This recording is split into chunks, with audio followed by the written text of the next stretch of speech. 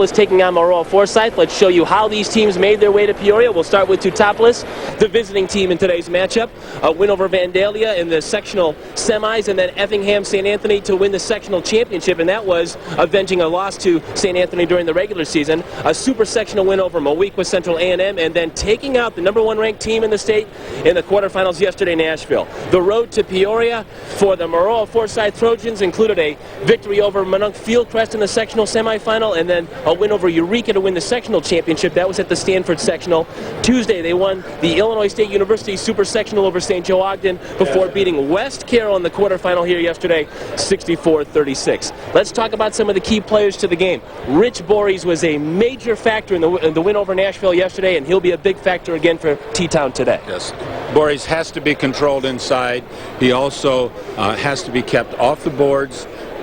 He had his way with inside yesterday, and it'll be a key to the game. Maroa-Forsyth's all-state player, Robert Krebs, was iffy going into yesterday because he had emergency appendectomy surgery on Sunday. He played yesterday. He'll play today. Well, how he handled the first shot he took where he went to the floor and came back from that to play a really solid game was a key for him. I think taking that first hit was excellent. All right, let's break down the game for you. We've got some keys to the games brought to you by Chevrolet and the Chevrolet dealers, proud to support high school athletes and their families. Best of luck in the tournament from your winning Chevy team. How about for T-Town? For Teutopolis, they need to get Rundy on the boards and get him in the paint. They need to stay out of foul trouble, and they need to try to keep Maroa from dribble penetrating into the lane and getting to make good decisions out of the lane. All right, Coach, how about the Trojans? What are their keys? Maroa has got to try to play at a fast tempo, and that's going to be tough against T-Town's defense. They've got to find Kester, and they've also got to attack the rim if at all possible. A pair of teams with 31 victories, the winner to tonight's state championship. Stay tuned. We'll meet the players and have the opening tip. It's Maroa-Forsyth and Teutopolis, and it's up next on the IHSA Television Network.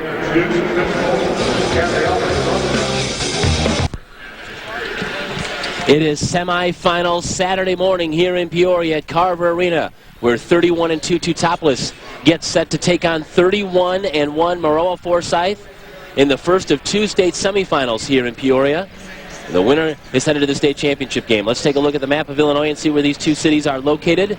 Maroa-Forsyth coming 72 miles to Peoria. Teutopolis coming 159 miles to Peoria, both from the middle section of the state of Illinois, and enjoying their stay here in Peoria. As you take a look at the breakdown of the two cities, Maroa and Forsyth feeding into the high school there. Teutopolis, a standalone high school.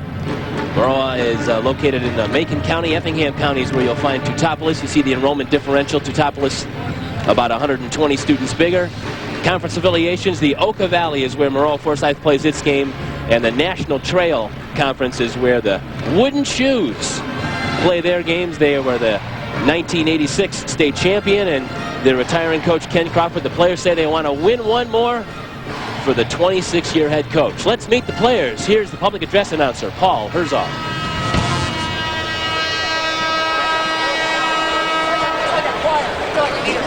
Good morning, basketball fans. On behalf of the Illinois High School Association of the City of Peoria, welcome to Carver Arena, for the home of America's original March Madness.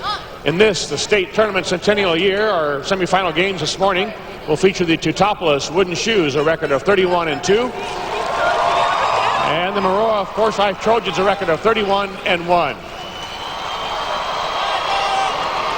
Before we meet the starting lineups, please stand and observe a moment of silence to reflect on our freedom and to remember the men and women away from their families in the armed forces serving us around the world.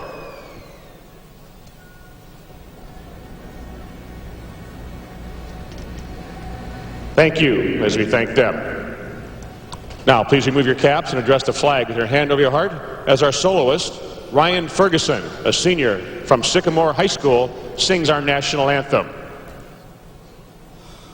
Oh, say, can you see by the dawn's early light what so proudly we hailed at the twilight's last gleaming, whose broad stripes and bright stars through the perilous fight o'er the ramparts we watched were so gallantly streaming, and the rocket's red glare, the bombs bursting in air, gave proof through the night that our flag was still there.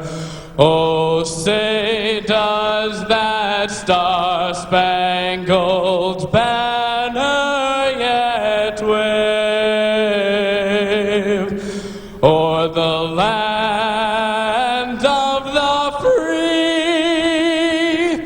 and the home of the brave?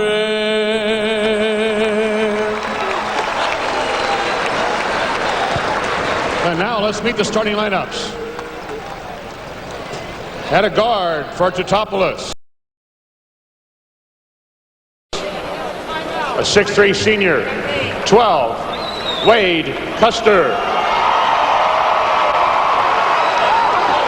At a guard from Maroa-Forsyth, a 6' senior, 3, Robert Krebs. At a guard for the Wooden Shoes, a 6'3" senior, 24, Jason Rundy. At a guard for the Trojans, a 5'10" junior, number 4, Matt Guyman.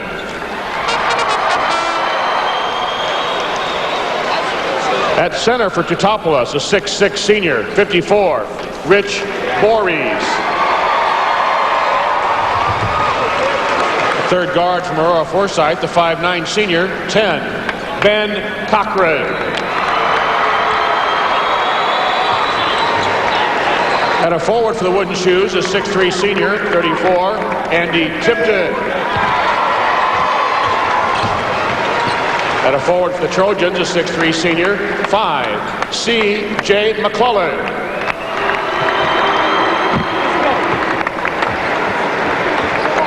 At a forward for Teutopolis, a 6'4" senior, 52, Craig Westendorf.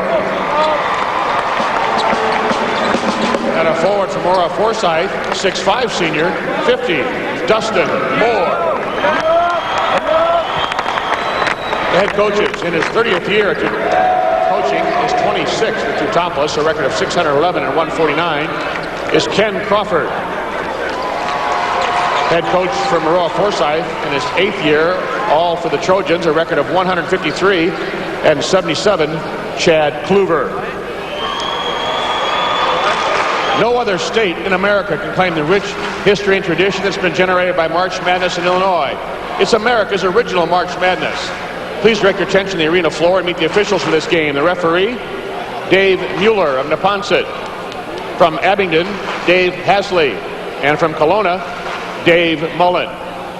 Presenting the game ball for this game will be Chris Franciszkowicz from the Children's Hospital of Illinois at OSF St. Francis Medical Center. They're one of the sponsors of the March Madness experience next door in the exhibit hall. All of us thank Children's Hospital at OSF St. Francis for their contribution to the greatest high school single event in the land. All right, let's take a look again at those starting lineups. Brought to you by Dunkin' Donuts. America runs on Dunkin'. Teutopolis had just one returning starter from last year. That's the All-Stater Jason Rundy, but 5 seniors start for Teutopolis, 4 seniors, and the junior Guyman starting for Maroa-Forsyth. Veteran lineups. Veterans going to get the job done here today. Both teams have experience, and this is a game you want to have experience in your players. Both they have one game underneath them, and they're really playing well. Teutopolis spent most of the, Maroa-Forsyth spent most of the season ranked number 1, finished ranked number 2 in the poll. The team that finished the season ranked number 1 was Nashville, beaten yesterday by the Wooden Shoes of T-Town, which finished the last poll ranked 5. So the Wooden Shoes with a chance to play the number 1 and number 2 teams in about 24 hours. Wow.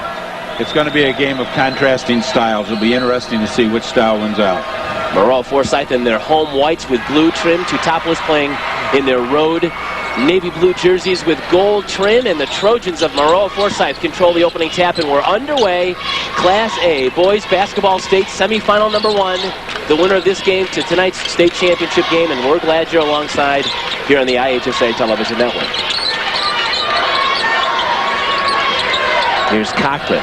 Shakes and bakes on Custer. His first shot is missed. Boris controls, and now it's Custer with only Krebs to beat. It's one-on-one all the way down, and Custer lays it up and misses it. Westendorf there to fight for the offensive rebound, and he's over the back. Great defensive possession by Teutopolis that time. They did a real good job of helping on the cutters as they were coming through. It was just an outstanding defensive job, and then, of course, a rush shot.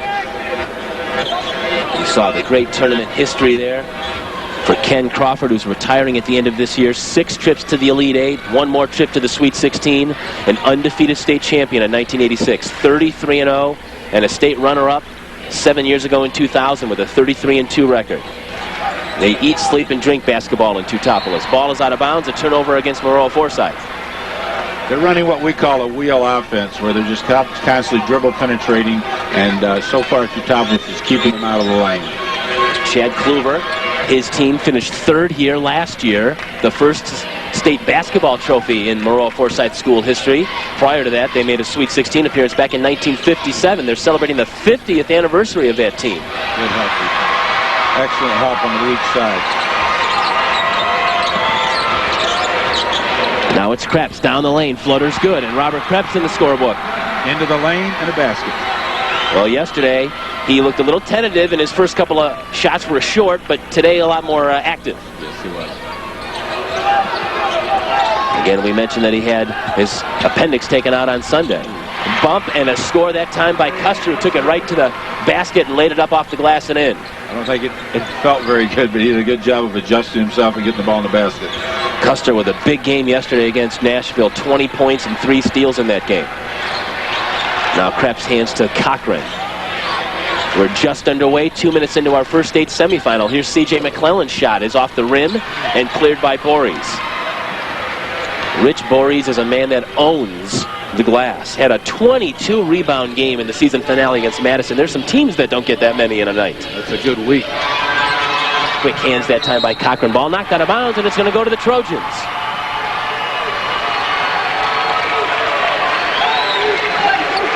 Moweaqua Central A&M, the common opponent between these two schools. You see the scores between them. Teutopolis, a 10-point winner. In fact, Moweaqua Central A&M, one of the Oka Valley schools in which Maroa-Forsyth plays on Tuesday in the Super Sectionals. There were 3 schools from that conference: Monticello, Moweaqua Central A&M, and Maroa-Forsyth, all bidding for trips to state. Here's Krebs. Stops, pops, short. Cleared by Jason Rundy, the All-Stater. That's him bringing the ball up the floor now.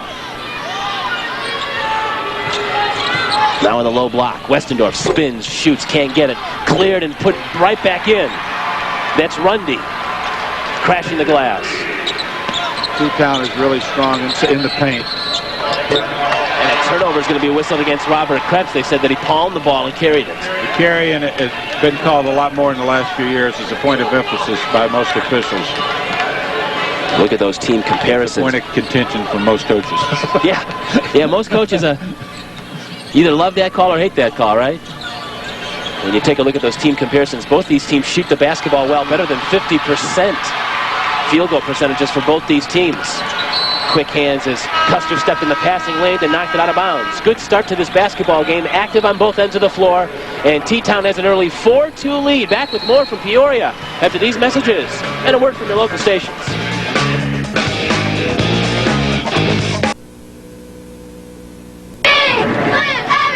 We've played about 3 minutes of this first state semifinal. Teutopolis has an early 4-2 lead over Maroa-Forsyth. All of the T-Town points coming in the paint. Yes, and they've had 2 second chance opportunities down low.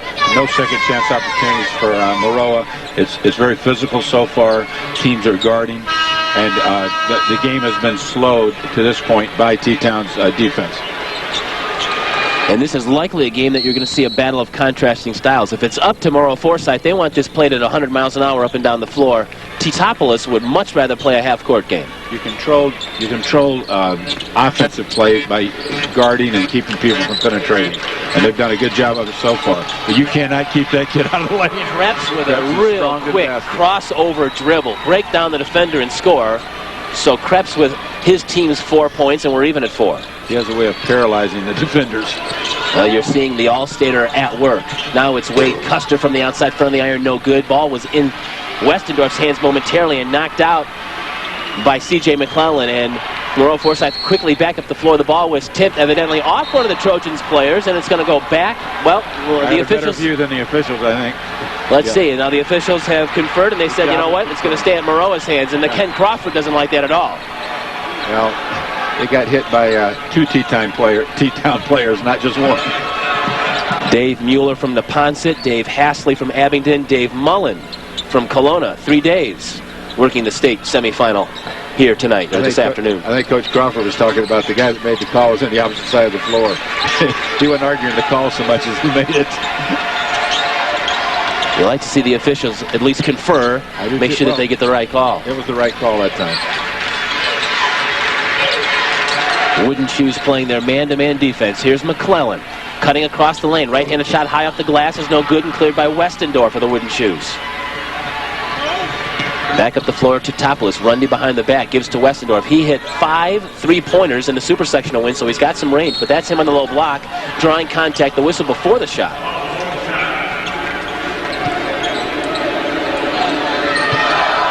They wave the basket off, and the foul is going to be whistled against C.J. McClellan of the Trojans. With the senior guard who has grown 2 inches from last season. And here's Andrew Mills. He's going to come in and replace Dustin Moore. That's one football player replacing another. Mills is going to play his football next year at Princeton. Truman State is where Dustin Moore is headed on a football scholarship. And you've got to rest your big kids when you're playing so many games so quickly, because they really tire quickly. And in the first quarter, he's already getting some rest. Both teams trying to feel one another out here in this early going of this first quarter. We're at a 4-4 standstill. Krebs, the man with the basketball, with all 4 of his team's points. Now behind a screen from Mills, thought about the 3, gets another screen from him, and now Mills is open on the pick and roll. He slides into the lane, his shot is up off the top of the backboard. Guyman offensive board, his shot is no good. Mills fights for it again, and Boris is with him, and it's going to be a foul against Maroa-Forsyth, perhaps on Guyman. Guyman or Mills is going to be whistled here. They're going to call it on Matt Guyman. Guyman missed his shot and just wanted to make up for it, and was a little too aggressive on the boards. Went over the back. First foul against Guyman, second team foul against Maroa-Forsyth. We're under 3 minutes to go here, opening quarter of this first state semifinal. Winner onto the state championship. Farmington and Chicago North Lawndale will play in our second state semifinal. Here's Rundy on the low block, lost the ball out of bounds. Maroa's done a good job of picking up their defense in the half court, of denying the wing pass, and there's going to have to be something in T-Town's offense that they go to some kind of pressure release. Usually it's out of the high post. Teutopolis with just 2 defeats this year, Effingham, St. Anthony, and Nashville, and they've avenged both of those losses in the postseason, beating St. Anthony in the sectional title game, beating Nashville in the state quarters yesterday. Krebs was short on a shot, and it's off of him as he goes and gets the rebound and knocked it out of bounds. 8-game winning streak for Maroa-Forsyth. Their only loss to Monticello, again a conference foe, and they were able to avenge that loss as well in the regular season. So both of these teams made good on their second efforts against teams that they saw and lost to earlier this season. That ball is out of bounds. Both teams a little sloppy with the basketball right now. They're just rushing things, just getting into the flow of the game. Most of it is just reading one another wrong. I think somebody's cutting and they're popping out. 2 minutes to go here, opening quarter. Teutopolis 2 of 7 shooting to start the game. Maroa-Forsyth 2 of 8. Krebs with Rundy on him. Hangs, and the floater from the baseline is missed, and that's the guard Custer back to get it. What a great rebound. Didn't have the best position, but reacted to the ball, and Custer came up with it. Both teams have outstanding rebounding guard play. Well, they've just got really good athletes in key positions.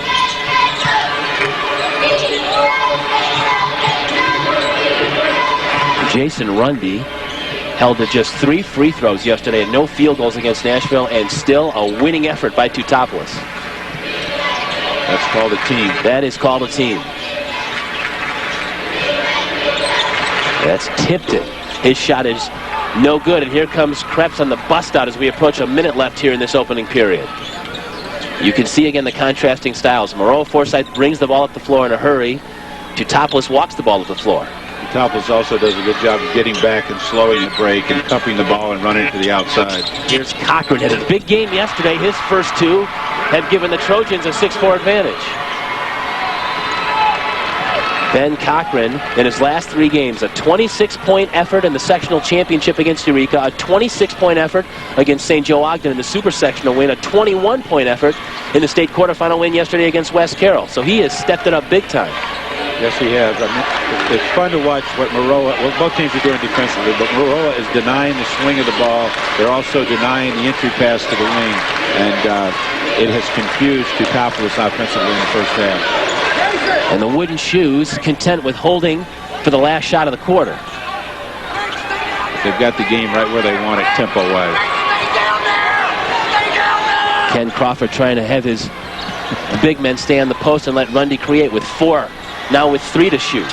Now it's going to be tipped in. His 3 is no good. It's tipped up at the horn by Boris, but no good. We've played 8 minutes of action in the first state semifinal.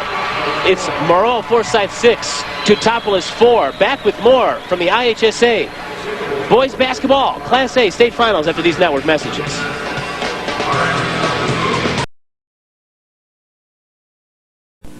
100 Years of Madness, a centennial celebration of the IHSA Boys Basketball Tournament with articles on every tournament since 1908. There's 18 feature stories, over 600 photos, including all the great players and coaches. It's a must for any basketball fan. Order at ihsa.org or 1-309-663-6377. But don't miss 100 Years of Madness, a history of boys basketball in the state of Illinois.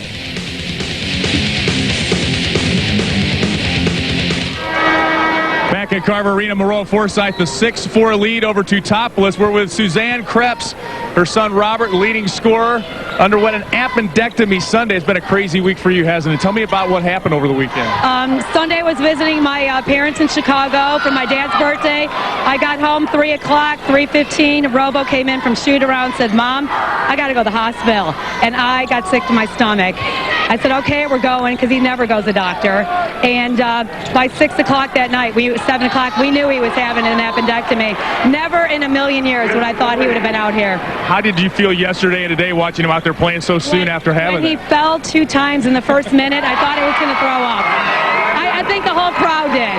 So, I mean, I'm amazed. I know he's in great shape physically, but my uncle's a surgeon in Chicago, and he said let him play. If he can play, let him play. All right. Good luck to you. He's a tough kid.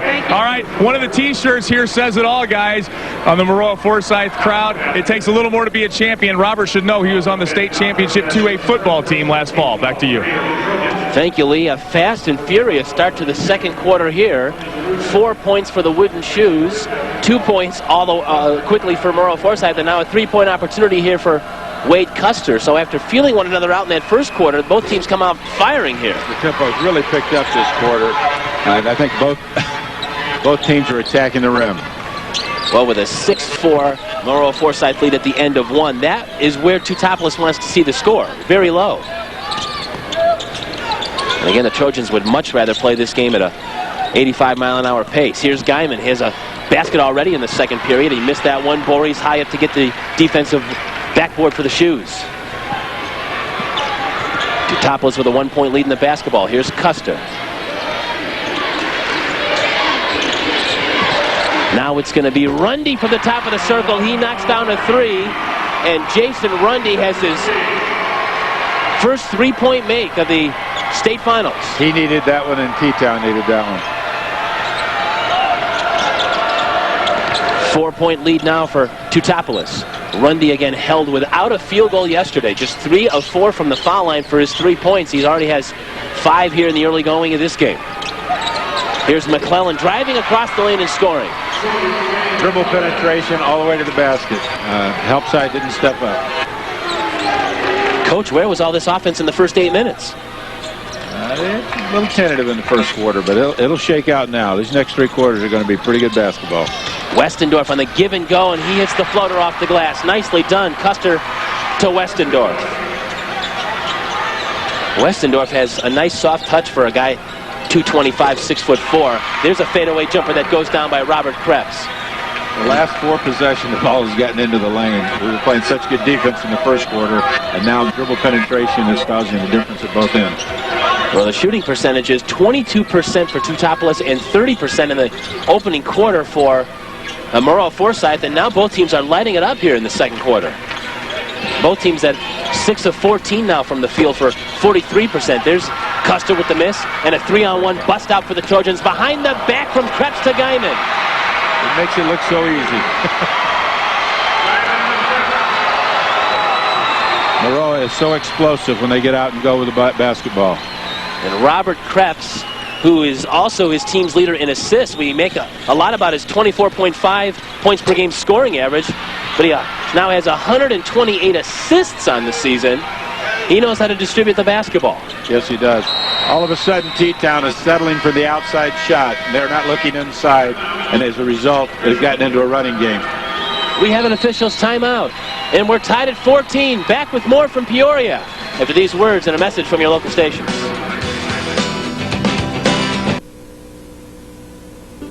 Let's take a look at those first quarter stats brought to you by Menards. Save big money at Menards. Now, the stats have completely changed since the end of the quarter, but it was a very slow-paced first quarter there, Cal. Well, defense was dictating tempo and dictating how many shots and where the shots were coming from in the first quarter. In the second quarter, the first 3.5 minutes of the second quarter, offense has been taking over. The ball's been getting into the lane, most possessions. The last 2 shots came from the outside by T-Town, and there were some breakout baskets by Maroa. If that tempo continues, it obviously favors Maroa. Both teams have already doubled their field goal makes from the first half here, or from the first quarter here in just the first 3.5 minutes of this second quarter. We're tied at 14. Good high-low. There's Westendorf with the good hands and scoring down low again. That time, a little bit more patience. They went into a high-low set and got the pass inside and an easy basket. Twice this year, he had 20 or more points in a basketball game, so when everybody puts their time and energy into stopping Rundy and Custer, they forget about a guy like Westendorf. Well, T-Town wants to take time on offense and make Maroa play defense against him because T-Town's a little bigger and stronger. Well, that was Dustin Moore on the short shot, missed it. McClellan couldn't get the rebound to go. Moore fights for it with Voorhees. It's going to be chased down in the corner by McClellan. Good effort by both teams. Wooden Shoes playing some zone here now, huh, Coach? Yes. Mix it up, try to confuse. Here's McClellan. And he gets it to Painter, who just checked in the game, who missed the short shot. They got the ball right where they wanted in the middle of the zone and just missed the shot. A good execution by Maroa. Coaches go to zones very often to slow the tempo, to make teams work more on the offensive end, and to also give their team a chance to get their legs back. And now Teutopolis with a basketball and a 2-point lead as we approach the 3-minute mark left here first half. First state semifinal, Class A boys basketball here in Peoria. Ball is out of bounds and the Wooden Shoes will maintain possession. Andrew Mills will come back in the game and replace Dustin Moore. Westendorf was open inside. The pass was a little behind him, and Maroa's quickness to make up and actually steal the ball was outstanding. And Matt Guyman has re-entered the game now for the Trojans and sent Painter back to the bench. Quickness gives you such good recovery time. That overcomes a lot of ills, doesn't it? You can get beaten on the play and still make up and make the play. Custer drives and scores off the glass. Nice pump fake and worked his way in for a short shot. If you give up dribble penetration, everybody's in trouble. Wade Custer now with 7 points, and the Teutopolis lead is back to 4 at 18-14. Cochran is short. The rebound comes way out to Krebs now. Here's Guyman, top of the circle. He penetrates. His short floater is no good. It's off of Mills and out of bounds, and so the Wooden Shoes will have the possession. Coach Crawford is such a defensive coach, and his team gave up a second shot opportunity, and he doesn't expect that to ever happen.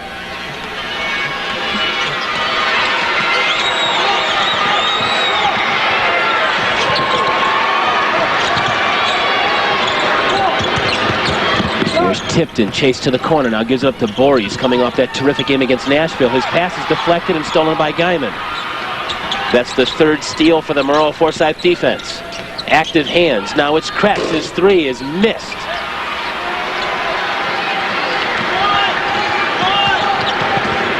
Boris already with 5 rebounds here.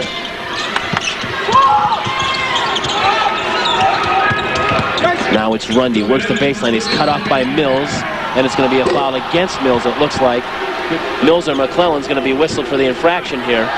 Good job of double teaming on the baseline drive. And thought they'd forced a turnover, but it ended up being a foul. First foul on Andrew Mills, 4th foul now on Maroa-Forsyth. Near steal that time by Cochran. They're just so quick, step into the passing lane.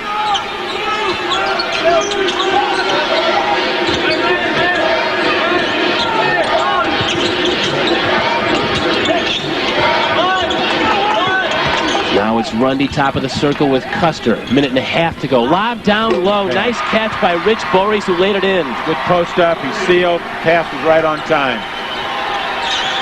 I think T-Town has to keep going inside and putting the pressure on Maroa and having patience on the offensive end. And Teutopolis has its largest advantage of the game at 6 points at 20-14. And this is the pace that Teutopolis wants. Right. But Maroa also has gotten some really good looks and just hasn't made the shots in the last 3 possessions. C.J. McClellan, pump fake in trouble. Now it's out to Cochran. He works himself to the lane and snaps a pass down low to Guyman. Excellent job, especially against the zone, of seeing the open man inside and making the play. Cochran the assist, Guyman the basket. Guyman with 6. And now we're under a minute to go here in this second period of action. Here's Boris. He spins again, and it's going to be a whistle before the shot, so there's going to be a foul against Maroa-Forsyth, which will be their 5th here in the half. Boris is really hard to handle inside right now for Maroa. Second foul now against Ben Cochran. 45 seconds to go here in this opening half. If you're Teutopolis, do you try and stretch the clock out and hold for 1? That's what I would do, but I think that's what Coach Crawford would do. Yeah, it looks like they're content to do that. They've brought all 3 of their guards out to the timeline here now. Got a 4-point lead. Go into the halftime with either a 4-point lead or 6. Nobody's guarding you. Right, just hold it, Coach. Coach says hold it. You hold it. We'll probably pick him up on our microphones. Ken Cochran is right in front of us, barking out, "Hold it, Rich." So Boris is out here doing it just like Coach says. I'll hold the basketball, Coach. I can do that pretty well. I believe that's a smart move. 6 seconds now, 5 to shoot. Now it's going to be Custer. Deep 3 is good. And T-Town holds for 1 shot and bags a 3. And Custer knocks down his first 3-point make of the half. And Teutopolis has its largest lead of the game at 23-16 right at the halftime buzzer. Big momentum switch right there. Holding for 1 and going in with a 7-point lead, and holding Maroa to 16 points in the first half is an outstanding defensive effort. And Lee Hall is standing by now with Ken Crawford.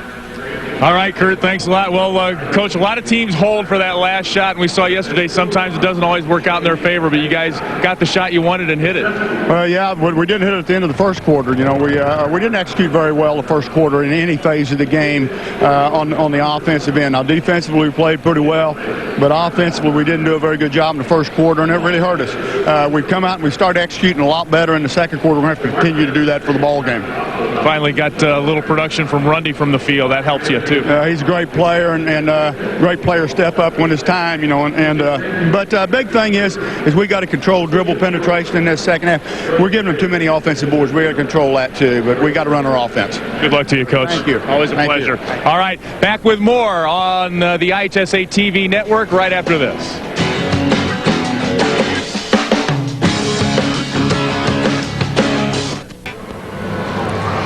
At the Chevrolet Performance Studio, I'm Sarah Kustak, joined by Jim Thornton and Cliff Cameron, and we've got our first semifinal match here today, Game 1, Teutopolis and Maroa-Forsyth, and Teutopolis leads the Trojans 23-16. Guys, what do we think so far of this first half? Well, I think it's been a real balanced game. It's been a good half. I think that Maroa's penetration offensively They were able to get in the lane in the first quarter and hit some jump shots. And I think the adjustment that Teutopolis made in the second quarter going zone helped them out a little bit and stopped some of the penetration that Maroa was getting in the first quarter. And Cliff, what about the end of that second quarter? Teutopolis explodes. We saw a tight game to start. What was the key to that offensive execution? Well, I know that the offensive execution is what they do. They execute their offense very well. I know on my way up, I missed the three that they hit at the end of the half to take the 23-16 lead. So I think their offensive execution is a key. They like the inside game quite a bit with Westendorf and Borey's inside, high-low. So that's going to be their key, continue to execute offensively. And if they stay in the zone the second half, Maroa-Forsyth is going to have to hit some outside shots because it's going to be tough for them to penetrate. Let's take a look at our halftime stats brought to you by Menards. Save big money at Menards. And first of all, here, Jim, look at these stats and what jumps out to you most? Well, you know, I really think that I mean it's a real balanced game. I mean, you know, stat-wise it is too. You know, I just, like I said, I just think it's anybody's game. And here, when we look at some of these, we got the points in the paint, 16-14. We've seen them go inside a lot so far today. It looks pretty balanced in there. I'm surprised that Maroa-Forsyth usually doesn't get that many points in the paint, but they've been due to penetration with their guards. So the guard play from Maroa-Forsyth is very, very important in the second half. I think the inside game for Teutopolis is very important. Well, we will be back after these local messages, and we're going to be back with some Legends interviews again, brought to you by NAR, the voice of real estate. Stay with us.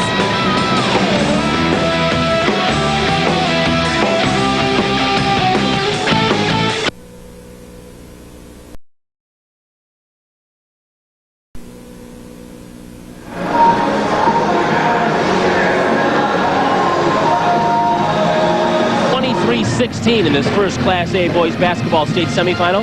Kurt Pegler alongside of Cal Hubbard, the former high school coach at Normal University High, stepping away after 35 years. Congratulations on that, the 1995 boys basketball state champion. What do you think about that first half of action, Cal? I thought that it was won by T-Town on the defensive end by controlling the tempo.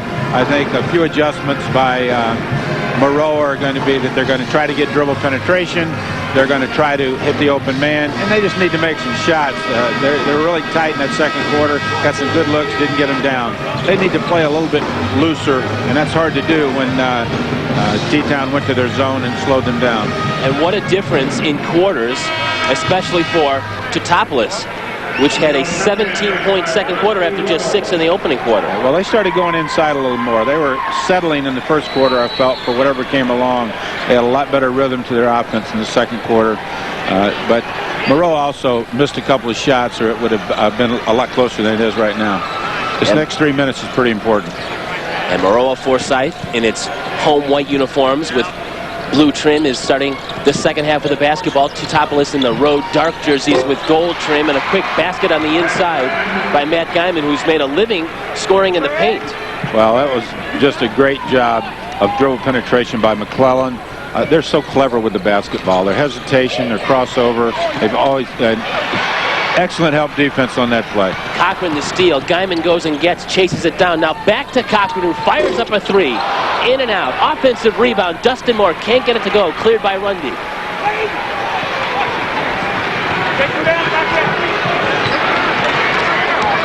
Coach Crawford wants something run down here. He doesn't want him just running down the floor and making decisions.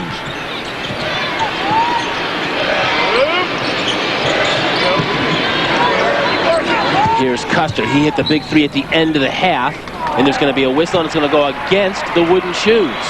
There's an illegal pick inside.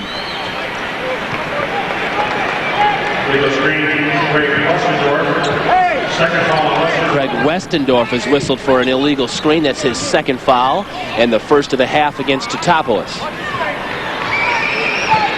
So we played about 1:10 here in this third quarter. Wooden Shoes have yet to even take a shot yet. Inside to Moroff, the nice look from Cochran, but he couldn't finish. Had two really good possessions. He got the ball inside and have not converted. But really good job of getting the ball in the lane.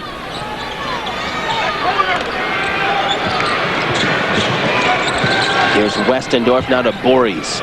Big game yesterday for Rich Borey. 17 points, 12 rebounds against Nashville. 3 from the top of the circle by Custer. So Custer follows up the made 3 at the end of the first half with a 3 here in the opening 2 minutes of the third quarter. Give him 13 now for the game. He's the leading scorer in this basketball game. He had 20 points yesterday in the quarterfinal victory over Nashville. So he's taking a liking to these wins here at Carver Arena. He really is, but he's setting up, squaring up, getting really good look at the basket. Cochran's pass is deflected. Chased down in the corner by Krebs now. 8-point lead from Teutopolis. It's the largest of the game for T-Town. Cochran, opening, hangs, fires, missed it, got his offensive rebound, stuck it back up, couldn't get it to go, and it's cleared by the wooden shoes. Back to get it on the defensive end is Rundy. 6'3", 190-pound senior all-stater. He's a baseball player. He's going to play collegiately at Lincoln Land. It's a critical time in the game right now for Maroa. They need to have, get some shots down. They're doing a good job of running what they usually do of getting penetration, but they're not able to convert. Now it's Westendorf with a 3 from the top of the circle. And Westendorf, who shoots the 3 at 43%, knocks down one. He made 5 from three-point land in the super sectional. The big fella's got a soft touch, likes to shoot from the 3. And after the turnover, a near turnover that time, the wooden shoes playing some D here too. You'll see the three-pointer, and then Custer made a steal on the sideline, and they got called for an over and back violation. So now it's Krebs trying a 3. He can't get it. Guyman's going to give him another look. It's Krebs again from the front of the iron. Long rebound is again chased down by the University of Illinois Chicago recruit.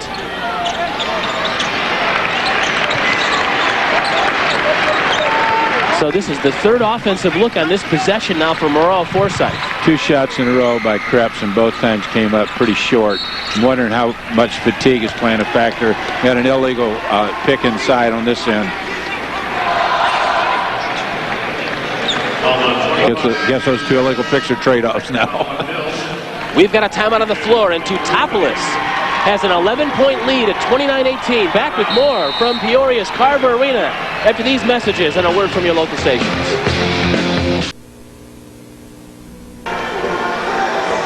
Sport Court, looking for something for your backyard, for your entire family to enjoy? Visit sportcourt.com for the latest backyard activities. The 3-point showdown, brought to you by Country Assurance, follows this game prior to our semifinal game number 2 between Chicago, North Lawndale, and Farmington. And then we're back with you for the night session tonight. We've got the consolation game at 6:30, the slam dunk contest, and the state championship game tonight in the 8 o'clock hour. All right here along the lines of the IHSA television network. First 3.5 minutes of this quarter have been all Teutopolis. Maroa's been doing a pretty good job of breaking them down, but they have not been able to convert. And Teutopolis is 4 of 9 from the 3-point line. The Trojans of Maroa-Forsyth 0 for 4, so there's a 12-point differential in 3-point makes here. Now it's Rundy on the low block, posting and drawing contact. Rundy's really strong inside. He got his man posted up on the block. You'll see he comes back from the underneath side, didn't get the ball on the flex cut, then posted up and got it on the re-entry. Was able to draw the foul. The All-Stater led his team in scoring 19 times this year, but he's played second fiddle here at Carver Arena to Wade Custer, but I'm sure he would say, fine, I'll be the last guy on the team to score if this team gets through to the title game. Coaches scout in terms of stats, and if he's got the stats, he's going to always have the toughest defender on him. 12 points. The 12-point lead, the largest of the game now for T-Town. As we're halfway through this third quarter of action in Peoria. Kurt Pegler, Cal Hubbard with you. Our sideline reporter is Lee Hall. Class A Boys Basketball with you. Good help defense by Boris.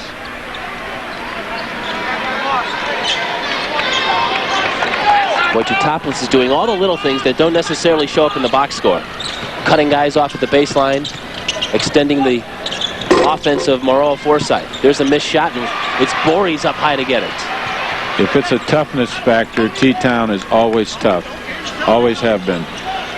Rich Borey's now with 8 rebounds in this game, and there's going to be a 10-second call now against the Wooden Shoes. So give the Trojans some credit for causing those guys all kinds of headaches in the backcourt, getting the ball across the timeline. I think Coach Crawford was giving Teutopolis all the blame for that one.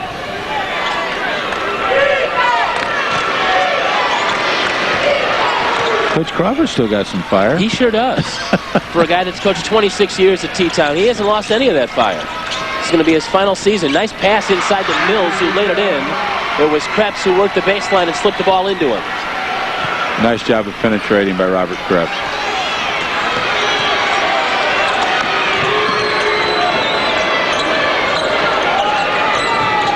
Now it's Custer. He feeds to Westendorf.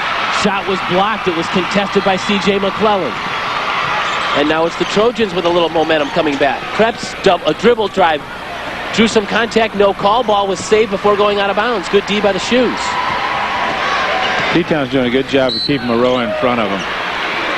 Krebs is going to be whistled for the reach and foul that time as he bodied up on Jason Rundy on the perimeter.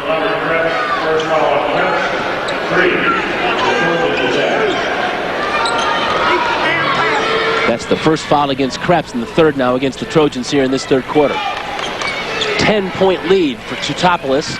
Wooden Shoes with the basketball. Coach Crawford's worried about the pressure from Maroa, and he wants to make sure his kids are going toward the ball, meeting their passes. Against pressure, you have to meet passes. You have to make back cuts. And it appears that Teutopolis is really trying to make Craig Westendorf a part of this offense. They have gone down to him the last couple of trips down the floor. Here's Rundy. His shot is swatted out of there by an active C.J. McClellan. What an excellent defensive play by McClellan. He was hawking him all the way and blocked the shot. Big, long reach that McClellan has, as we mentioned. He's grown 2 inches in the last year. And now good defensive pressure. A steal off the inbounds pass. It's Guyman that comes away with it after the deflected pass from Cochran. Now Guyman finishes the break off the pass from Krebs. Good unselfish play by Krebs. They're getting to play at a little faster tempo the last minute and a half. Back comes Maroa-Forsyth. The 31-1 Trojans have closed it within 8. And now it's going to be Boris. His rainbow jumper from the baseline is no good. Krebs to the front court. All the way down, beats everybody to the basket, lays it in. And Chad Kluver calls timeout. Excellent timeout. He's trying to get his kids a little bit of rest. They've made a really good run right here. Well, you can see, and you mentioned there, Robert Krebs just motors past all the defenders. He exploded. But the tempo all of a sudden is turned around into Maroa's favor, and I know that Coach Crawford is going to be talking about we don't need to be making quick decisions off the picks on the outside. Slow down, run the offense, make them work on defense. This is Final Four Saturday for the teams playing here in the Class A Boys Basketball State Tournament. Also the Final Four for the three-point showdown, which follows this game. There you see the 4 young men will be competing for the three-point showdown, brought to you by Country Insurance, and that follows our game immediately. And there's your Final Four slam dunk finalists competing tonight for the Class A Boys Basketball Dunk Champion. I think the defense has really picked up for Maroa, and they've got a couple of breakout baskets. And if they can force a few turnovers and get the tempo at this pace, they can make up this difference quickly. Well, the contrasting styles. Teutopolis would rather play a half-court game. Maroa-Forsyth would rather play a full-court game, and we'll see which side wins out here. Rundy's going to bring the ball up the floor now. For the Wooden Shoes, who have a 6-point advantage, and we're under 2 minutes to go, third quarter. First state semifinal here in Peoria. Don't forget, Chicago, North Lawndale, and Farmington play this afternoon for the second state semifinal. Great pressure defense by Maroa. And a steal. It's Krebs that comes away with it. Krebs working on Westendorf, goes right by him, blocked by Boris.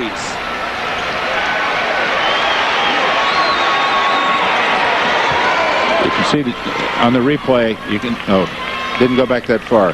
Krebs takes the ball basket hard, loses his balance, and Boris was measuring him the whole way. He had him lined up. Now Krebs off the inbounds. A 3 is good, and Robert Krebs He needed that one big time. Pumps his fist in the air. The first three-point make of the afternoon for Maroa-Forsyth. And suddenly it's a three-point basketball game. A foul in the backcourt against the Trojans. The defensive intensity is really picked up by Maroa. You can see how hard they're forcing T-Town to work to get the ball up the floor, making them turn several times, and they're trying to run and jump them. They've done it at half court, and they've done it in the full court. That's C.J. McClellan's second foul for Maroa-Forsyth. There was once a 12-point Teutopolis advantage. It's now down to 3. Every good run starts from the defensive end, too. It's not just somebody hitting a 3. It's what happened before that shot went down. Now it's Westendorf on the low block. He missed. Going back to get it is C.J. McClellan, who's really established himself defensively here in the second half. Now Krebs. Lost the dribble. Hands to Cochran. Tried to get a screen from Mills. We're under a minute to go here, third quarter. And now Maroa-Forsyth content to just spread the floor. This is a big basket. They want a good shot. Cochran missed the 3. Got it back. Down the lane. Drew contact. Had it blocked. Got it back again. Voorhees blocked him again. Now it's Rundy in a foot race with Guyman all the way down. Laid it up with the right hand. Can't get it. Offensive rebound and stuck back in. Excellent follow-up. Tony Zaruzin, the sophomore who's checked in the game for Teutopolis. What a big basket that he comes up with. And now the final seconds of the third quarter. Krebs one-on-one with Rundy. A pair of All-Staters go at it. The three-point shot is missed, and we're done with 3 quarters of play in Peoria. Teutopolis 32, Maroa-Forsyth 27. Back with the fourth quarter of the Class A state semifinals after these messages from your network sponsors.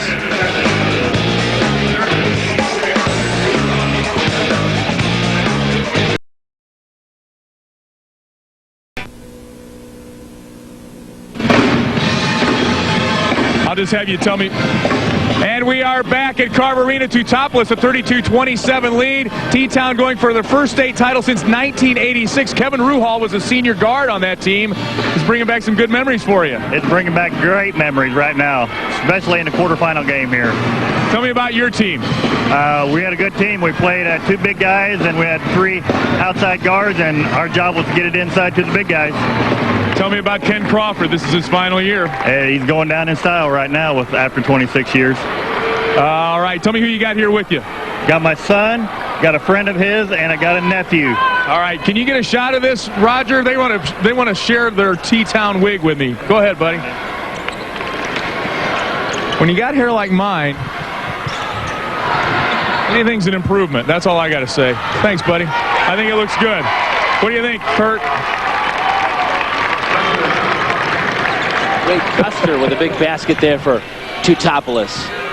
Opens this fourth quarter with a bucket, and the T-Town lead is up to 7 now. Backdoor play, Guyman.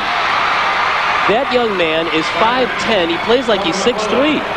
Very quick to the basket, too. Matt Guyman has made a living in the paint. He's in double figures now with 12 points and is not afraid of anybody down low.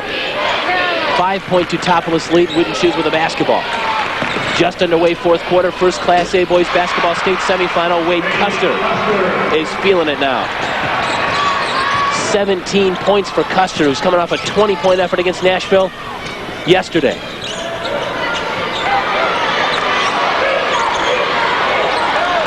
And Custer 7 of 11 from the field. He has come up big here in the state finals in Peoria. We've gone to a matchup zone trying to slow down Maroa again.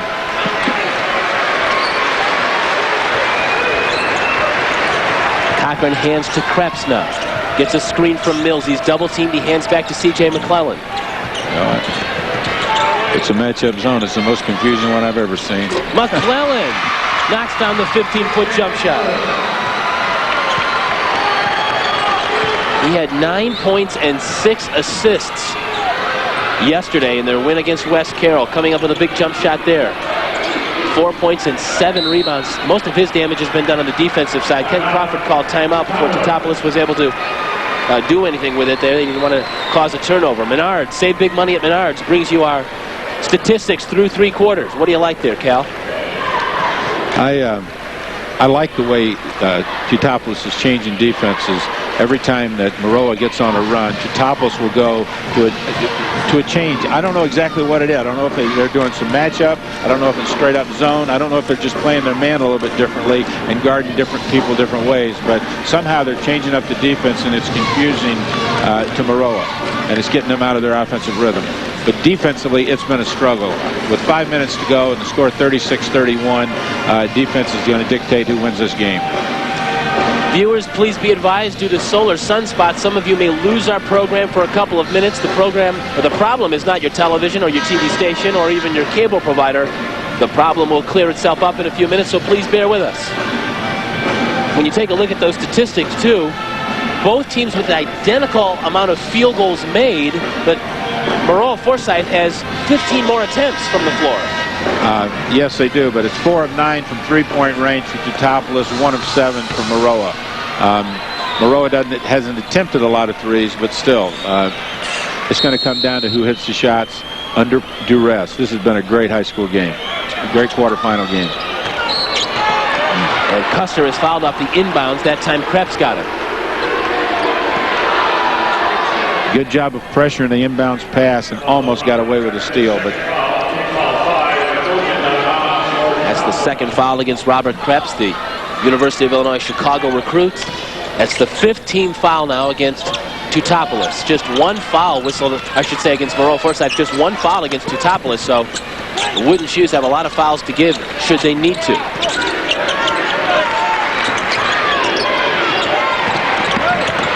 Here's Zaruzin working the baseline, but he stepped on the baseline. Tony Zaruzin has come off the T-Town bench and given his team some solid minutes. Ken Crawford did not use his bench at all yesterday in the quarterfinal victory over Nashville. And all 5 starters played 32 minutes. I think fatigue is going to be a factor for both teams, especially with Krebs coming off of his surgery. It'll be interesting to see how it comes out. That's Krebs with the basketball, guarded by Rundy. Again, a pair of All-Staters going head-to-head in this game as we approach the 5-minute mark left in this one. 5-point advantage for Teutopolis. C.J. McClellan. His shot is short. It's Westendorf high to get it for the Wooden Shoes. McClellan is hounding Wade Custer in the backcourt and now hands the ball up to Rundy.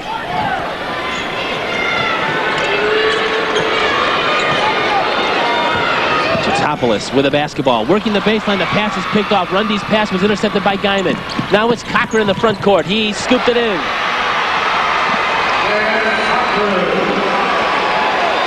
Unfortunate turnover, and it turned into a quick basket.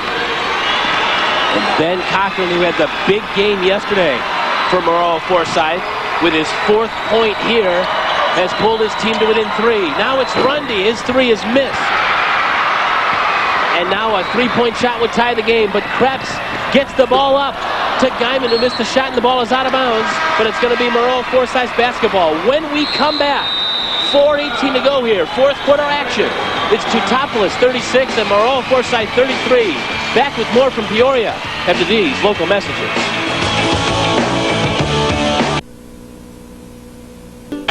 Back here in Peoria at the Class A Boys Basketball State Tournament, we talk about some of the trends that have happened as far as scoring is concerned, and you can tell by this graphic that the 3rd lowest all-time scoring average was a couple of years ago at 49.8, and then the Supers and the Quarters this year just 51.2 points average scoring. It has to do with defense.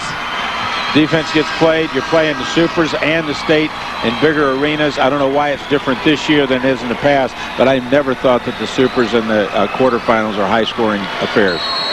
It always comes down to who can stop who. When you talk about jitters, you talk about adrenaline, you talk about shooting backgrounds changing. Right. There's a lot of factors into that. Yes, sir. But so far, we've seen just some pretty darn good defensive teams, too. There's also a lot more pressure when you get out on the floor. Krebs drew a foul that time on dribble penetration. Good call. Got held up trying to take it to the basket. Krebs is drawing a lot of defensive attention. Jason Rundy is whistled for the foul. That's his 1st and the team's 2nd for Teutopolis here in the half. It's great to watch these kids. Everybody's switching off, and they're reacting, and they're going to their secondary reads.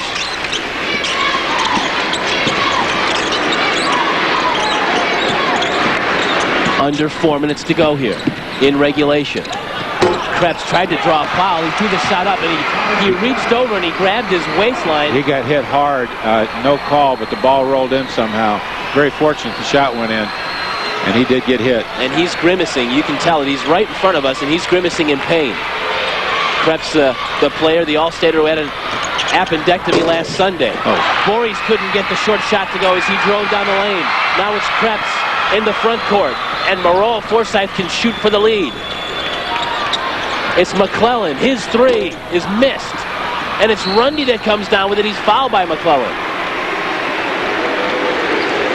Let's see. We're going to get another look at that last sequence with Robert Krebs and the shot and the contact. See, he gets bumped into, and he continues the shot, which probably caused more damage than if he'd have just stopped. But he got the finish. Oh, he got hit good. And you'll see how does the ball go in? You'll see that he was bent over there. Again, he had his appendix taken out last Sunday. Good and so he's playing a little tentatively, but there's a nice shot by Wade Custer, who's come up big once again for T-Town. Custer on the curl move. Didn't pick it up off the screen. Under 3 minutes now. Ben Cochran drives, scores. That's impressive and so explosive.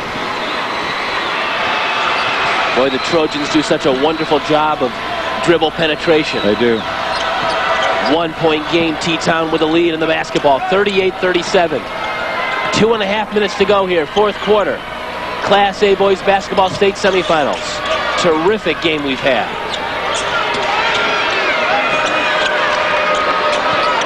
Good patience by T-Town here, trying to get the one they want. Here's inside Voorhees move on the low block over Mills. Short shot is missed. McClellan comes down with it. Now it's Krebs.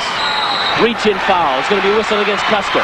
Two real good possessions by T-Town, getting the ball down low to Voorhees, but it just did not finish. First foul against Custer. Third foul against Teutopolis. Chad Kluver's team with a basketball now and a chance to shoot for the lead. Huge possession. They haven't had a chance to be in the lead for a long time. I think the ball will be in Krebs' hands. Gone zoned by Teutopolis. 2 minutes to go now in regulation. I love the way Coach Crawford has changed defenses. Now it's Cochran. Going to try it again and score off the glass. Again, what a strong move to the basket. And the Trojans have erased a 12-point deficit and now lead by a point. And Teutopolis wants timeout. Good timeout by Coach Crawford. First time they've lost the lead in 3 quarters.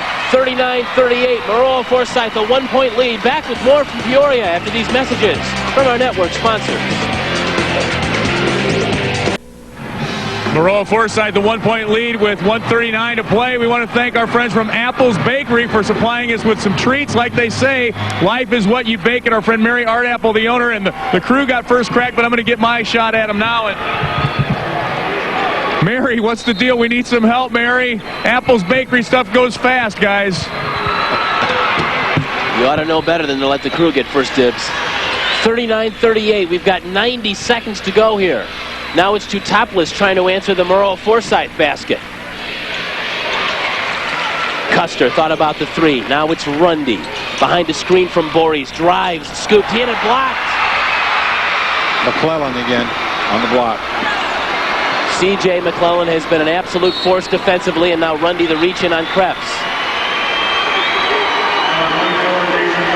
Still not in the bonus. They're going to have 2 more fouls before they go in the bonus. And now we're seeing David Painter re-enter the game. He'll replace Andrew Mills for Maroa-Forsyth. Coach Crawford wants quick fouls when the ball comes in, trying to get them in the bonus, so they have to shoot free throws. Cochran nearly lost the ball, works the baseline. He drew a foul that time on Custer. He was trying to foul, and I think that's why the official let the high dribble go. That was close to a foul. It was close to a turnover. Right. Could have been a couple of whistles. A lot of excitement. And so McClellan will trigger, and the ball goes into Krebs, and he's fouled immediately. So here's where the fouls are starting to pile up. We had mentioned there was a disparity in fouls, and Teutopolis had a lot of fouls to give, and now they're trying to make up the ground here. Right. They want to put him in a bonus situation. So so they can get the ball back. When Maroa spreads the floor, and the job by Trojans, Teutopolis of denying Trojans with a difficult time getting the ball in, so it's a timeout for the Trojans. Both teams have 1 timeout left, I believe. Is that right? Here's your Chevrolet Drive of the game, brought to you by your Chevy dealers, proud to support high school athletes and their families. Best of luck in the tournament from your winning Chevy team. This was that first half play from Robert Krebs to Matt Guyman behind the back. Terrific play. It's pretty. That's your Chevrolet Drive of the game. All right, put your coaching cap back on, Cal Hubbard. I retired that. If you're Teutopolis, Ken Crawford.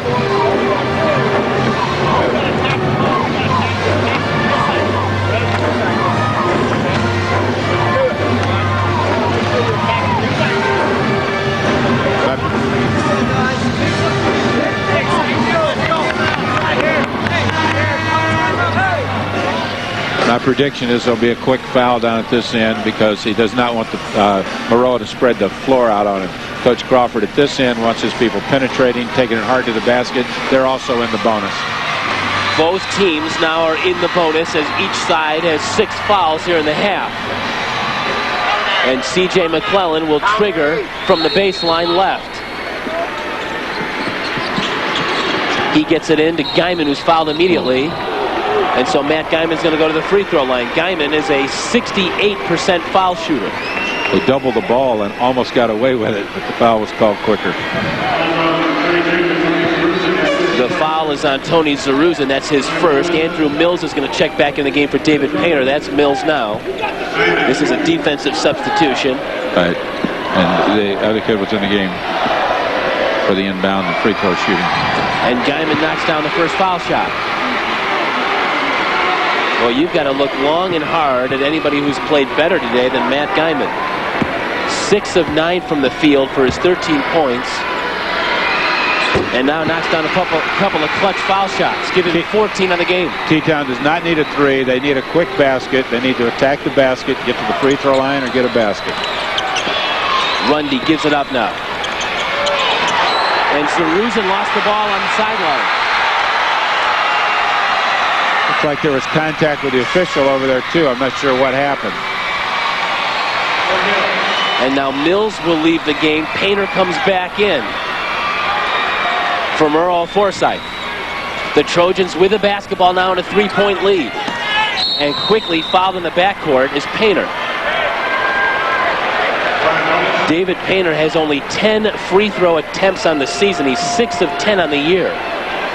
I'm sure he's in the ball game to shoot free throws, but he hasn't shot enough, and that's why Coach Crawford had him fouled.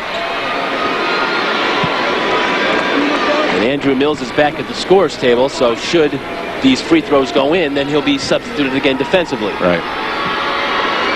David Painter with the biggest free throws of the season for him, and he missed it. And it's Voorhees with a rebound. Now it's Rundy. 45 seconds left here. Custer, he's guarded aggressively. His 3 is up and in. And we're even at 41. Now quickly back down the floor is Cochran, who's cut off by Custer. Custer with 22 points now. Right now the ball's in Maroa's court.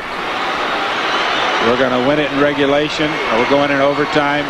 And if it's my team, we're going to play as we stand. So we know what they're playing and what they're doing and who's on the floor. Final 15 seconds of regulation. It's Krebs working on Rundy. Cut off at the baseline. 10 seconds to shoot. Now it's Krebs again. 6 to shoot. Working on Rundy. 1-on-1. Dribble drive. Stop. 1 second left and a foul.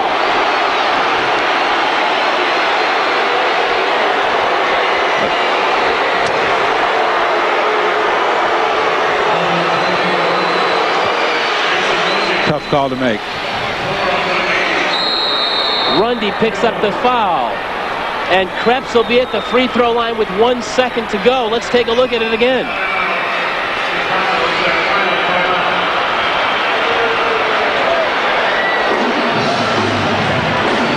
It's a bad angle for us to know what happened, but the official had to make sure he saw the foul or he wouldn't have made the call. Let's see if we can get inside that huddle. Listen in.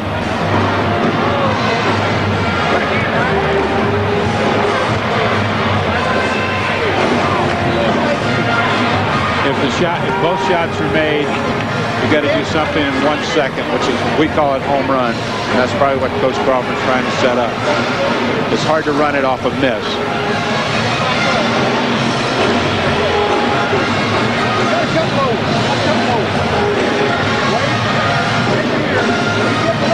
There's only one timeout left, and Maroa has it, so there's no way for them to delay any longer than Teutopolis. Make him think about it a little bit more. But it is a 1-and-1. It's not a 2-shot foul. Robert Krebs is a good free throw shooter for the Trojans. 81% on the season. His 205 attempts, far and away the most on the team. 166 for 205, and he's got a 1-and-1 here with 1 second to go in the state semifinals. And the game on the line.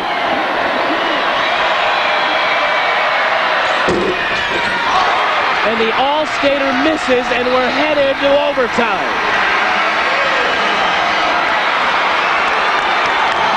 It's a tough position to be in. Kid gets to the basket. He's been short on most of his shots today, and he was short on that one. But still get it decided in overtime, and I think it took an awful lot of pressure off the call. 4 more minutes of basketball headed your way after these messages from our network sponsors.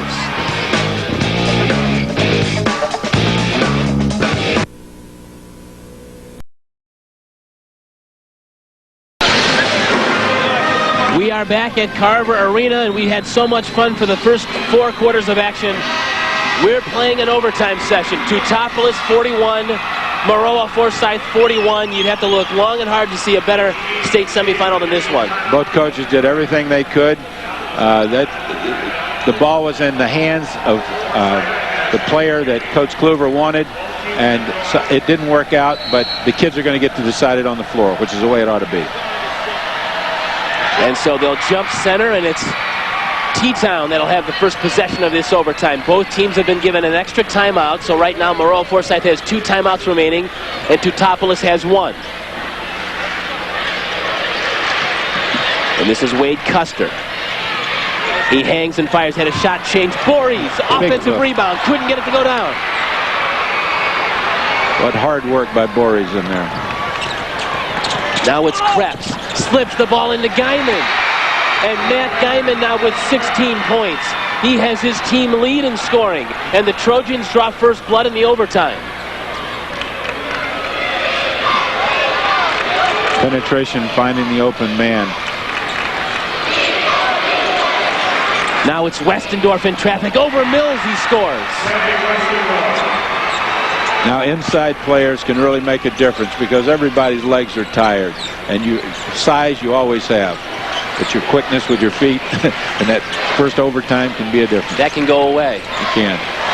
I haven't seen it go away much yet, but That's it right. can. Well, these guys are like the Energizer Bunny, right? Now down the lane, it's Cochran scoring. Cochran is amazing down the lane and how he's able to finish. The timing he has is getting the ball to the basket. And Cochran now in double figures with 10 points. A 2-point lead now for Maroa-Forsyth. Custer's going to try to answer, and he's going to get to the free throw line, it looks like. Drew the foul. Penetration, pull up. Foul is on Guyman, his second. And again, team foul number 7, so both teams are in the bonus here. In fact, the next foul on Teutopolis is going to put the double bonus in effect for the Trojans. What more can you say about Wade Custer, the senior guard, who has played very well here in Peoria for the Wooden Shoes? Yes, he's had a good tournament. 20 points yesterday, and now 24 points. And he's brought this game back even at 45.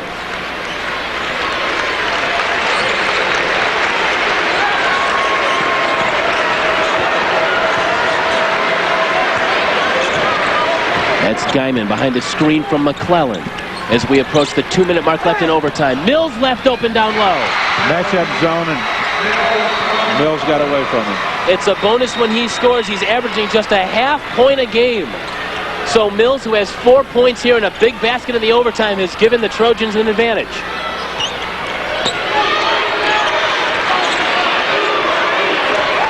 Andrew Mills, the Princeton-bound football player, no more for his defense. He's given Maroa-Forsyth a 2-point advantage.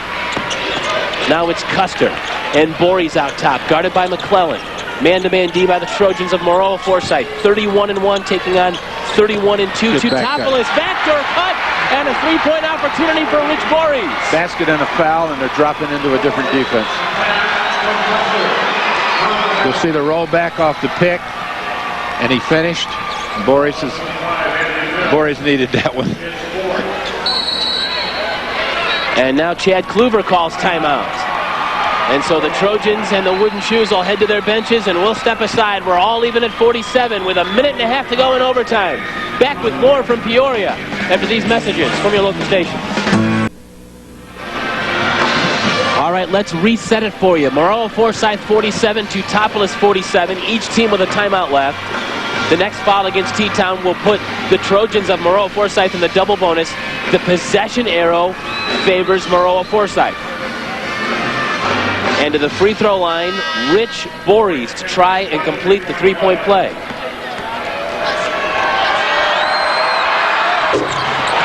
But he can't get it to go down. And now a turnover in the backcourt as C.J. McClellan. It's an unforced error. Yep, threw it away. Those things happen at crucial times. And so the Wooden Shoes have a chance to make this a 4-point possession.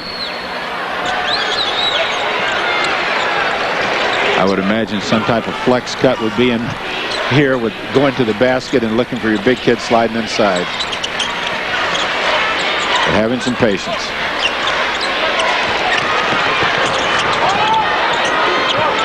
Borey's at the top of the circle looking for help. He'll hand now to Zaruzin, who gives it up to Custer. A lot of motion. 1 minute to go here now in the OT. Here's Rundy. He's guarded by Guyman. Close to a high dribble there. Nearly turned it over.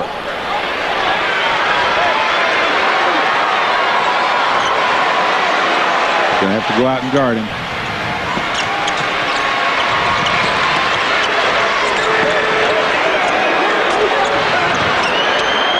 They're using Borey's as a release out there because most players aren't used to playing defense out on the perimeter. 25 seconds left now in the overtime. 47 all. This is Rundy with it. He's guarded by Guyman. He lost the dribble, and he called timeout. Ken Crawford burning off his last timeout with 13.8 seconds to go. Don't go anyplace, folks. We'll be back after these messages from your network sponsors.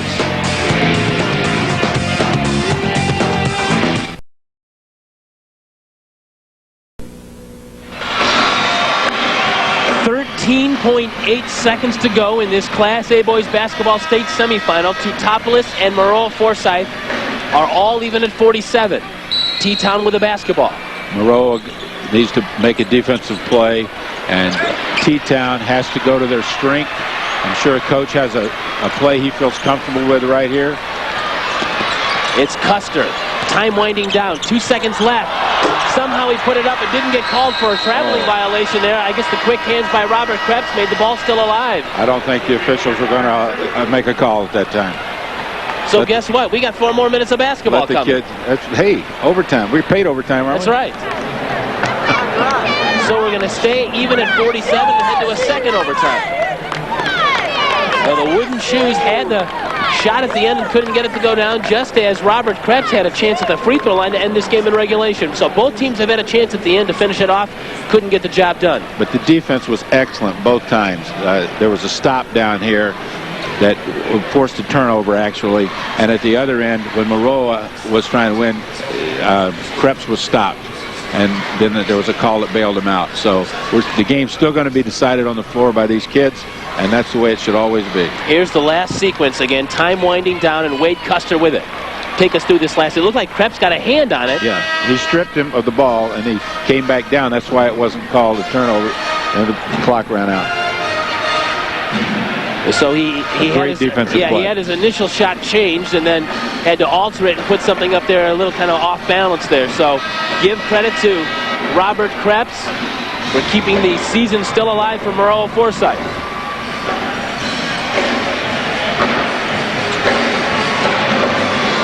By the way, the state final record for overtimes is 3. Venice and Carmi back in 1975 played a 3 overtime super sectional. East St. Louis, Flora played in 1989 on the super as well, 3 overtimes. Pleasant Plains and Riverton, a 3 overtime game in 2000. That was a semifinal. So we're not near the record for that just yet, but it's been a long afternoon for both these teams, and we're still playing. Now it's Krebs. And Maroa-Forsyth draws first blood in the second overtime. Good strong move to the basket by Robert Krebs. 15 for Krebs, the All-Stater. And it's a 49-47 advantage for the Trojans. Now it's going to be Westendorf answering. And Craig Westendorf in double figures now with 11. Both teams exchanging punches in the first minute of the OT. Westendorf's just a player that gets it done somehow. Now Krebs one-on-one with Rundy. Stops. Was cut off. And the ball is stolen. That's Voorhees. That was a triple team. That's good help. Coach was just over here yelling, we've got to help on Krebs.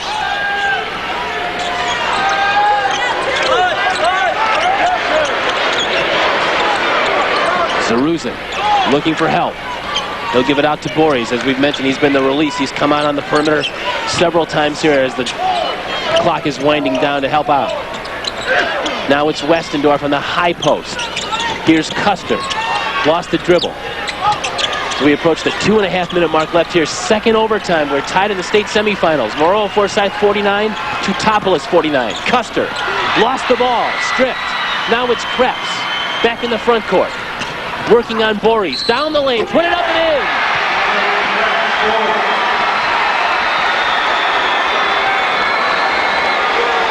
And now a three-point play opportunity for Robert Krebs. Great players get it done.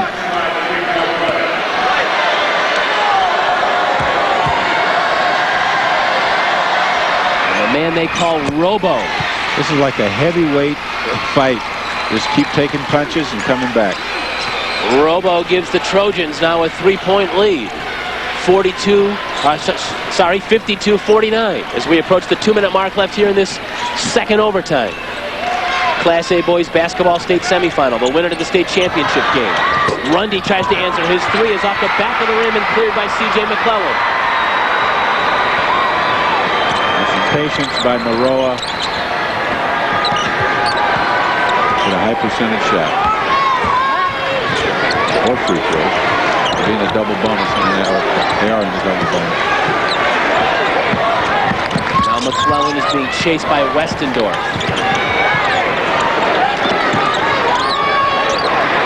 Ken Crawford is hoping that Andrew Mills gets a hold of the basketball and foul him. That's what he's telling his team, that if number 25, Andrew Mills of Maroa-Forsyth, touches the basketball, they'll foul him. But at this point, the Trojans are keeping the ball away. It's McClellan. He gives it up now to Ben Cochran. Cochran is fouled out there by Wade Custer. That's his third. So now it's going to be Cochran to the free throw line. He shoots the foul shots at 75%. Coach Crawford wants to foul. Mills was the guy he was yelling for. Mills, yeah. But it doesn't seem as though Maroa's players are going to pass it to Mills. Ben Cochran dubbed his team the Band of Brothers. Earlier this year, it's been the rallying cry of the team. It's stuck so far. Now it's a 5-point Maroa-Forsyth advantage. Teutopolis has to take the ball to the basket strong here and try to make something happen. Custer for three. Settle for three. No good. Long rebound tipped out. Chased down by Westendorf. He had his pocket picked. Guyman comes away with it. They really didn't need the three. They needed a quick basket. Now it's Chase. Now it's Guyman in the front court under a minute to go, and he's fouled from behind that time. It's Voorhees that gets him. That'll be number 4 on Voorhees. And now the hammer is clearly in the hand of the Trojans. Exactly. With the lead and the foul shots.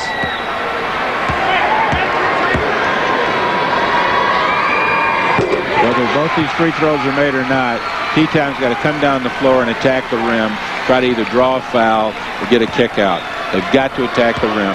And as soon as they can get it in, I think they've got one timeout. They got to stop the clock and put some type of full court pressure on.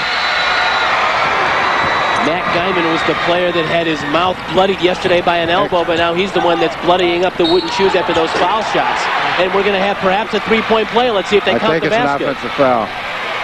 No, you're right. An offensive foul is whistled against Jason Rundy. Maroa did an excellent job of stopping Rundy on the penetration. They actually had three kids stopping the ball, and he ended up charging.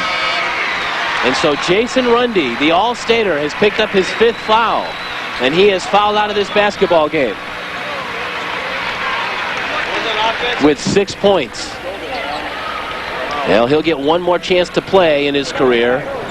Whether it'll be the championship game or the third-place game, we're going to find out in the next 41.9. But right now, Maroa-Forsyth is in control of this one. A 7-point lead, and now the basketball.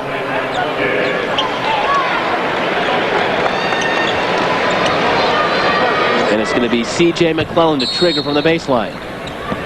Full court pressure applied by T-Town. It's Cochran in the corner. Hands to Krebs. Now to McClellan. Quickly up the floor to Guyman. They've broken the pressure. Get it out so they cannot foul. Get the ball moving. And the Trojans are moving the basketball and playing keep away to perfection. David Painter fouled now by Voorhees. No, he dribbled. You're right. He turned it over.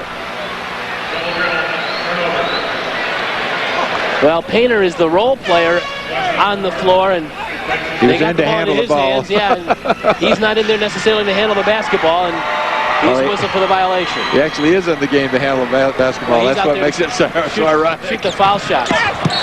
Ball is out of bounds, and it's going right back to Maroa-Forsyth. Well, certainly now Painter's coming back in.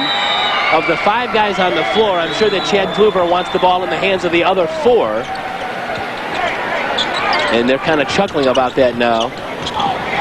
But Guyman has it now off the inbounds, and he's fouled in the backcourt by Zaruzin. And with 18.8 to go, the Trojans are punching their ticket into the Class A Boys Basketball State Finals tonight. It's been a hard-fought victory. T-Town took Maroa to the wire, and Maroa answered the call. Guyman at 10 points above his average here in the state semifinal. He has answered the bell. He has. But he's also scored because they're doing so much to stop Krebs. And Krebs is finding the open guy. And that's making Guyman much more effective. They've just got so many weapons at Maroa. The way they're spacing on offense, their dribble penetration. They've got a shot tonight, and that's all you want. Last year they won on the final game of the season. They took home 3rd. Tonight, Maroa-Forsyth has a chance to win its first ever state basketball championship. Dustin Moore is fouled on the defensive end. Will walk down and shoot some more free throws. And the Maroa-Forsyth fans in the northwest corner of this building are saluting their team, which will play for a Class A Boys Basketball State Championship tonight. Weren't they also the 2A football champions? They were the 2A football champs at 14-0. So a chance to do a little double championship this academic year.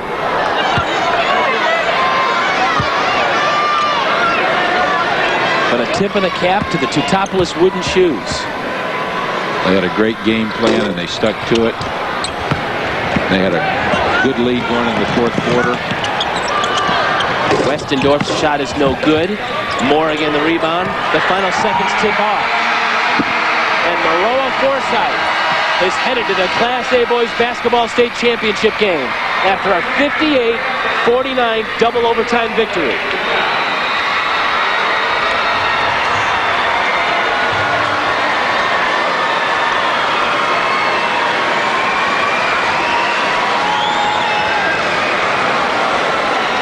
An incredibly hard-fought game in the state semis. And the Trojans improved to 32-1. The Wooden Shoes are now 31-3, and they've got a chance for some hardware. They'll play for 3rd place tonight. That was a good basketball game. The semis usually are. That's an understatement. That was one whale of a game. And it's just always so closely contested. And Lee Hall is standing by with head coach Chad Kluver and the player of the game, Matt Guyman. Lee, take it away. All right, Kurt, thanks a lot. Well, your team down 12 there in the second half. They didn't give up. No, our kids won't give up. We kind of challenged them that we need to do a little bit more defensively, get up and get after it there. We're just letting them kind of do whatever they wanted down there, so our kids really stepped it up in the second half and the overtimes.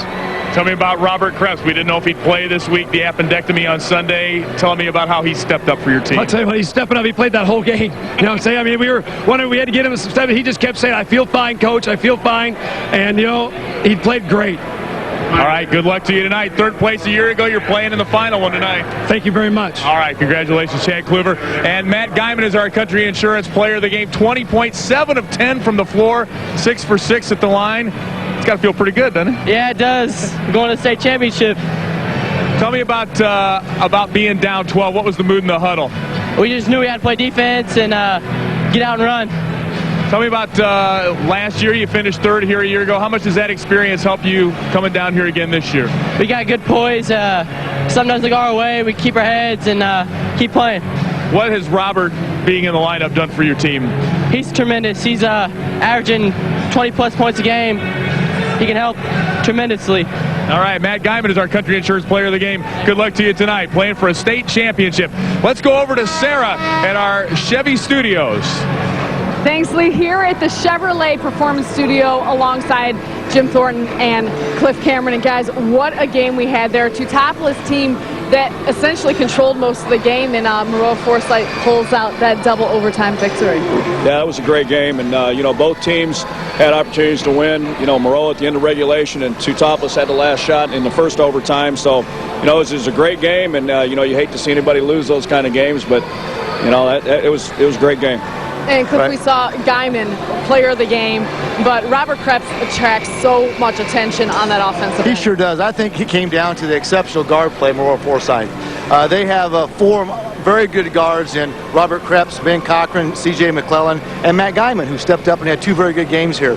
So they did a very good down the stretch. After Krebs made that conventional three-point play, about 2.5 to go, they had the ability to take care of the ball and make free throws, which is very important.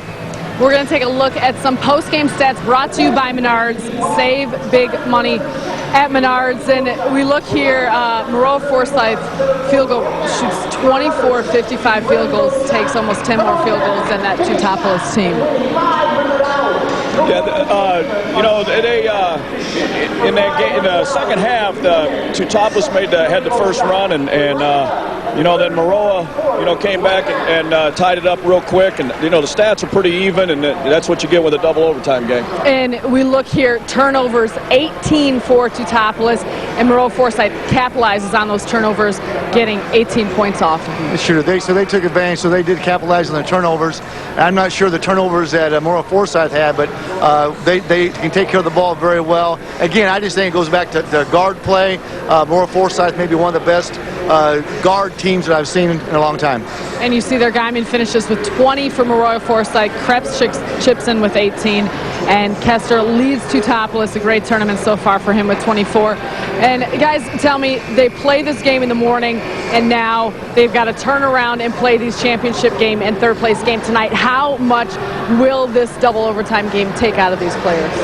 Well, I think it'll take a lot out of them, but you know, the good thing is they're playing the first game of the session, and I think that's an advantage for them, and they just need to get off their feet and get some rest now. And you know what, the evening games are all gut games anyway. You know, everybody's tired, and you know, both teams are going to play as hard as they possibly can, but you know, it's tough. There's no doubt playing 2 games. It reminds me of a game in 2000 when the Pleasant Plains team was down there. We had a triple overtime against Riverton and came back and were able to beat Teutopolis in the championship game. And it does take a lot out of you, but I think there's a lot of emotion, a lot of you know, enthusiasm at your goal. You just kind of run on fumes sometimes.